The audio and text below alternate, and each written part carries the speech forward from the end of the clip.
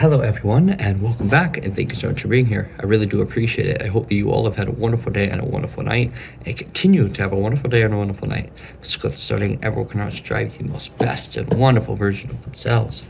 And so we're doing Bbinas and we're doing Noah Weinberg's 48 Ways. So sometimes sometimes we find out that we're in the wrong train in life. Like, we seem to be going somewhere and then we realize that we're going the complete wrong direction and we have a crisis.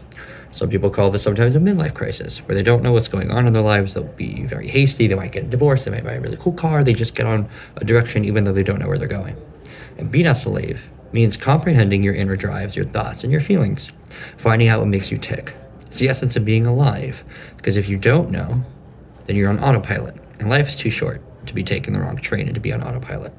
And a step to do it is to sit down and really find out what makes you tick. There's a whole list of questions for those that have the Sefer. He goes through a whole list of questions that you could sit down and just kind of write out. I highly recommend that. But if not, then you just sit down and you try to figure out what's driving you.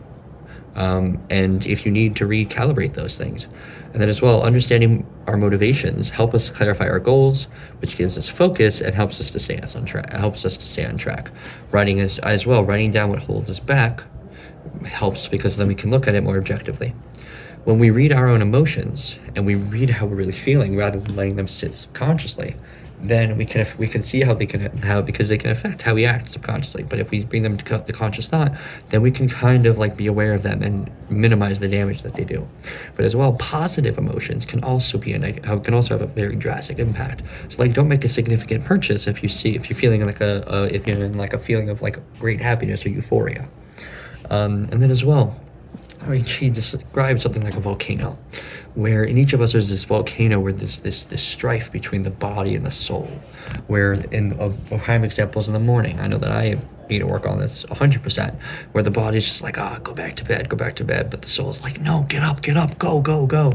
And you have to find out where they conflict, because only then, once you find where they conflict and you hear both sides, then you can actually have some power against them.